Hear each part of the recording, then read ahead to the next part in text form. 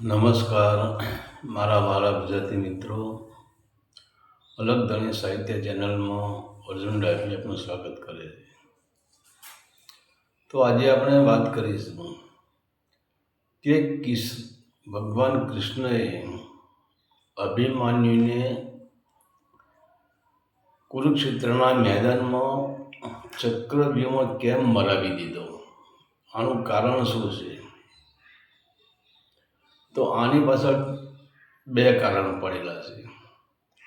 તો પહેલું કારણ કે અભિમન્યુ ચંદ્રનો પુત્ર હતો, એનું નામ વંશ હતું. અને જ્યારે ભગવાન કૃષ્ણએ એમને ચંદ્રને કહ્યું હતું કે હે ચંદ્ર, તમારા પુત્રનો અર્જુનના ત્યાં જન્મ આપો, કેમ કે વંશ એ મહાબળવાન હતો અને બુદ્ધિશાળી પણ હતો. તો કૃષ્ણને પહેલેથી જ ખબર હતી કે અહીંયા 7 કોઠાનું યુદ્ધ રચાવાનું છે અને 7 કોઠાના યુદ્ધમાં આની જરૂર પડશે.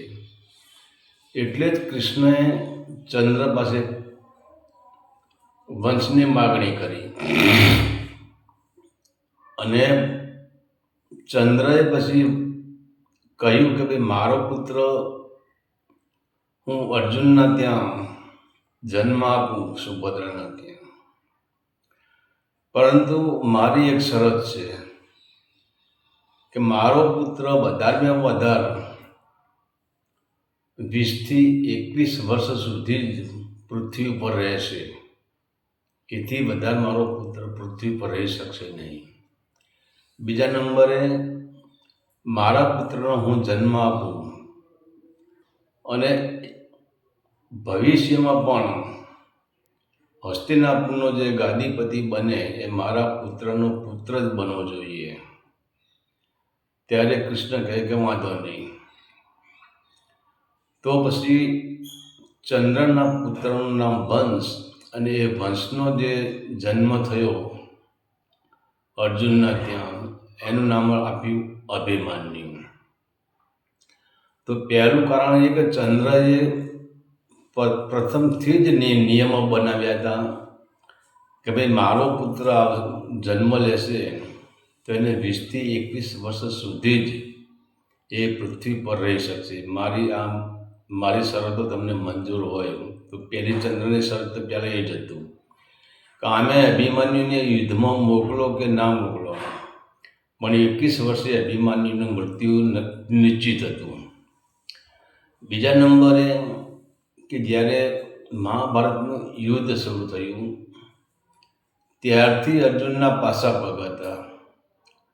આપણે એક આવું ભજન જ છે કે યુદ્ધમાં અર્જુન જીને રે, એના સગ પણ આડા આવે, સગ પણ આડા આવે, અને કૃષ્ણ એને સમજાવે કે યુદ્ધમાં અર્જુન જીને રે, એના સગ પણ આડા આવે. તો કૃષ્ણએ અર્જુનને આટલું બધું સમજાવ્યું છે. એમ છતાં અર્જુન જે એને પૂરા કૌશલ્યથી યુદ્ધ જે કરવાનું હોય છે, ત્યાં પૂરું કૌશલ્ય અર્જુન યુદ્ધમાં બતાવી શકતા નથી. તો કૃષ્ણને એમ થાય કે મેં આટલું બધું કર્યું, એમ છતાં એના કૌશલ્ય કારણે એના ગુરુઓને મારવાના છે, એના ભાઈઓને મારવાના છે, એને કર્ણને મારવાનો છે, એને જયદ્રથનો વધ કરવાનો છે. આવા મહાન યોદ્ધાઓનો જો અર્જુનના હાથે વધ કરવાનો છે, અને અર્જુન જ જો આ રીતે સાચા હૃદયથી, સાચા દિલથી યુદ્ધ નહીં લડે તો શું કરશું? તો પછી કૃષ્ણએ વિચાર કર્યો કે હું અર્જુનને એવો આઘાત આપું કે જેથી કરીને અર્જુન એના પૂરા સાચા હૃદયથી યુદ્ધ કરે, એ મન મૂકીને યુદ્ધ કરે. તો કૃષ્ણએ કહ્યું કે જો હું એના પુત્રને જ મરાવી દઉં તો સામે, અને આજે આપણે છે કે આપણા જો પુત્રનો મારનારો ભલે ગમે તેવો હોય, આપણો ભાઈ જ ના હોય, આપણો બાપ જ ના હોય, કે આપણો ગુરુ હોય, પણ જો આપણા પુત્રનો મારનારો આપણા સામે ઊભો હોય અને એના સામે આપણે ઝઘડો કરવાનો, કેવો ઝઘડો કરીએ? આપણો ક્રોધનો પારો આસમાને ચડી જાય. એટલે એટલા માટે કૃષ્ણએ નક્કી કર્યું કે હવે કંઈક કરવું પડશે. તો હવે કૃષ્ણને ખબર કે અહીંયા ચક્રવ્યૂહ રચાવાનું જ હતું. તો તમે જુઓ એ ટાઈમે ચક્રવ્યૂહનું તો નક્કી થઈ ગયું, પણ અર્જુનને મોકલી દેતા પાતાળમાં કે તમે પાતાળ લોકમાં જતા રહો કામ માટે. અને ખબર છે કે 5 પાંડવોમાં ચક્રવ્યૂહ ભેદવાવાળો એક જ માણસ હતો, એ પણ અર્જુન. પછી બીજા નંબરે જ્યારે ચક્રવ્યૂહનું નક્કી થયું ત્યારે ચક્રવ્યૂહવાળો તો કોઈ હતો જ નહીં, પરંતુ અભિમન્યુએ માતાના ગર્ભમાં જ જ્યારે કૃષ્ણ ચક્રવ્યૂહની વાત કરતા હતા ત્યારે અર્જુને માતાના ગર્ભમાં 6 કોઠાનું યુદ્ધનો તો એને જ્ઞાન મેળવી લીધું જ હતું. બધું જે 7મા કોઠો થઈ અને સુભદ્રાને ઊંઘ આવી ગઈ અને સુભદ્રા સૂઈ ગયા અને હુંકાર આપવો બંધ કર્યો ત્યારે સુભદ્રાના ગર્ભમાંથી અભિમન્યુએ હુંકાર આપ્યો કે હું. એટલે ત્યારે કૃષ્ણને થયું કે હજુ તો સુભદ્રા સૂઈ ગઈ છે પણ ભાણો અંદર જાગે છે. ત્યાર પછી તો એ અભિમન્યુને 7મા કોઠાની કંઈ ખબર પડતી નથી. ત્યાર પછી ભીમે કહ્યું કે બેટા તું કંઈ વાંધો નહીં, 7મો કોઠો શાણ માટીનો છે અને એ હું પૂરું કરી દઈશ, તું ત્યાં જા. તો હવે ભીમને ખબર હતી, તો એમ છતાં ભીમે ભગવાન કૃષ્ણએ ભીમને અસ્વસ્થતામાં હાથીને મારવા મોકલી દીધો, પણ ભીમને ત્યાં હાજર રહેવા દીધા નથી. બીજા નંબરે કે જ્યારે અભિમન્યુ 7 કોઠાના યુદ્ધ માટે નીકળ્યો એના તંબુમાંથી ત્યારે એને બધાને પ્રણામ કર્યા છે, કારણ કે અર્જુન તો હતા જ નહીં, ભીમ તો ત્યાં બંને ત્યાં હતા જ નહીં.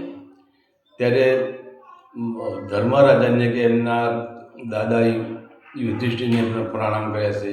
તે યુધિષ્ઠિરે કહ્યું આયુષ્યમાન ભવ. સહદેવ નકુલે બધાના આયુષ્યમાન ભવ આશીર્વાદ આપ્યા છે. પણ જ્યારે મામાને મળવા ગયા, જ્યારે કૃષ્ણના ચરણ સ્પર્શ કર્યા અભિમન્યુએ, ત્યારે કૃષ્ણએ આયુષ્યમાન ભવ કહ્યું નથી. ત્યારે કૃષ્ણએ કહ્યું છે કે તારું કલ્યાણ થશે. એટલે ત્યાં દ્રૌપદીએ કહી દીધું કે તમે આ બધાએ વિજયી ભવ, તારો વિજય થશે એવા આશીર્વાદ આપ્યા, અને તમે કેમ એવું કહ્યું કે તારું કલ્યાણ થશે? તમે વિજય ભવ એવું કેમ ના બોલ્યા? આનું કંઈક પડેલું છે. પણ કૃષ્ણ કે દ્રૌપદી અત્યારે એ વાત છોડ, અત્યારે યુદ્ધનો માહોલ છે. પણ કૃષ્ણએ કહ્યું કે આનું કલ્યાણ તો થવાનું જ છે, હું એટલું જ સમજુ, બીજું કંઈ સમજતો નથી. ત્યાર પછી આપણને ખબર છે કે અભિમન્યુ ચક્રવ્યૂહમાં દાખલ થાય છે. પરંતુ માતા કુંતાએ જ્યારે અભિમન્યુ ચક્રવ્યૂહમાં ગયો ને, એ પહેલાં જ કહેવાય છે કે એક રાખડી બાંધી હતી કે જે ચક્રવ્યૂહ ભેદી શકવાની એ રાખડીમાં તાકાત હતી. કે માતા કુંતી કંઈ જેવી તે વ્યક્તિ હતી નહીં, એની અમર રાખડી હતી અને એ અભિમન્યુને બાંધેલી હતી. પરંતુ જો કર્મની કઠણાઈ, 6ઠા કોઠાથી યુદ્ધ જો અભિમન્યુ બહાર નીકળ્યો, 7મા કોઠામાં જ્યાં પ્રવેશ કરશે એ ટાઈમે એની જે ઝપાઝપીમાં એની રાખડી ત્યાં તૂટી જાય છે. અને એ પછી તો 7મા કોઠામાં પણ અભિમન્યુનો જો એકલો જ હોત, કુરુક્ષેત્રનો નિયમ હતો કે એક યોદ્ધાથી એક યોદ્ધાને લડવાનું, સામે બીજો કોઈ આવી શકે નહીં. પરંતુ અહીંયા કૌરવોએ, ગુરુ દ્રોણે, ભીષ્મ પિતાએ અને આ બધાએ છળ કપટ, કર્ણએ આ બધાએ છળ કપટ કર્યું છે. કારણ કે ત્યાં અભિમન્યુ એકલો જ હતો અને એ પણ બાળક. એમ છતાં 7 યોદ્ધાઓ ભેગા મળીને ત્યાં અભિમન્યુનો આ લોકોએ નાશ કર્યો છે. એટલે અહીંયા 2 વચન સચવાઈ ગયા. કારણ કે ચંદ્રનું વચન હતું કે મારો પુત્ર વધારે ધરતી ઉપર રહેવાનો નથી, તો એની ઉંમર, ચંદ્રનું વચન પણ નિભાઈ ગયું. એનો પુત્ર ચંદ્ર પાસે જતો રહ્યો મૃત્યુ પામીને. અહીંયા શરીર અભિમન્યુનું પડી રહ્યું. ત્યાર પછી જ્યારે અર્જુને સમાચાર સાંભળ્યા કે અભિમન્યુ મરાયો છે અને આ 7 લોકોએ એના ઉપર યુદ્ધનો દુરુપયોગ કર્યો છે, નિયમોનો દુરુપયોગ કર્યો છે અને હથિયાર વગરના અભિમન્યુને 7 માણસોએ રેસી નાખ્યો છે અને ક્રૂરતાથી માર્યો છે. ત્યારે પછી અર્જુનના અંદર યુદ્ધનો સાચો લલકાર ત્યારે ઊભો થાય છે. અને એટલે જ્યારે કૃષ્ણ કહે છે, જ્યારે કર્ણને મારવાનું કહ્યું ત્યારે અર્જુને કહ્યું કે પ્રભુ આની પાસે નિહત થશે, આની પાસે કોઈ હથિયાર નથી. ત્યારે કૃષ્ણએ યાદ કરાવ્યું કે અર્જુન, તારા પુત્રને માર્યો તો કર્ણએ જ માર્યો, ત્યારે તારા પુત્ર પાસે ક્યાં હથિયાર હતા? એટલે પછી અર્જુનને જલન ચાલે છે અને પછી અર્જુન કર્ણને બાણ મારે છે. તો અર્જુનના યુદ્ધની શક્તિ વધારવા માટે અને સૂર્યદેવનું વચન નિભાવવા માટે કૃષ્ણને આ 7 કોઠાના યુદ્ધનું ચક્રવ્યૂહ બનાવવું પડ્યું. એ કૃષ્ણની મરજીથી જ બધું થયું છે.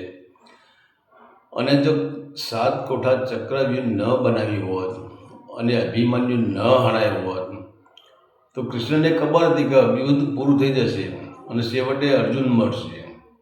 કારણ કે એમાં પાછી બીજી એક વસ્તુ હતી કે જે પરશુરામે કર્ણને 3 બાણ આપ્યા હતા અને 3 બાણ ઉપર અર્જુનનું મૃત્યુ લખેલું હતું.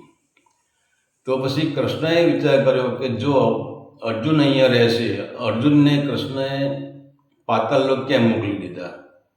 કારણ કે કૃષ્ણને ખબર કે જો અર્જુન અહીંયા હાજર હશે તો અર્જુન સ્વયં ચક્રવ્યૂહમાં જશે, 7 કોઠાના યુદ્ધમાં જશે અને કર્ણ પાસે પરશુરામના આપેલા 3 બાણ પડ્યા છે અને 3 બાણ ઉપર અર્જુનનું જ નામ લખેલું છે.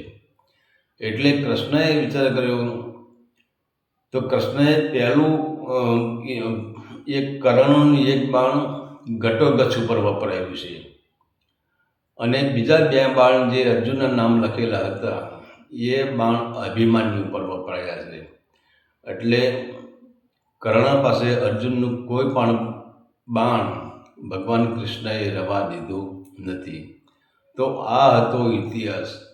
કૃષ્ણએ પોતાના ભાણેજને જોઈએ ધારત તો બચાવી શકો પણ ના બચાવવાનું મેઇન કારણ આ 3 જ હતા. પહેલાં ચંદ્રને આપેલું વચન, બીજા નંબરે કર્ણ પાસે 3 બાણ હતા, એ 3 બાણ ઉપર અર્જુનનું નામ લખેલું હતું અને ત્રીજા નંબરે કે જો અભિમન્યુ ચક્રવ્યૂહમાં ના મરાય તો પછી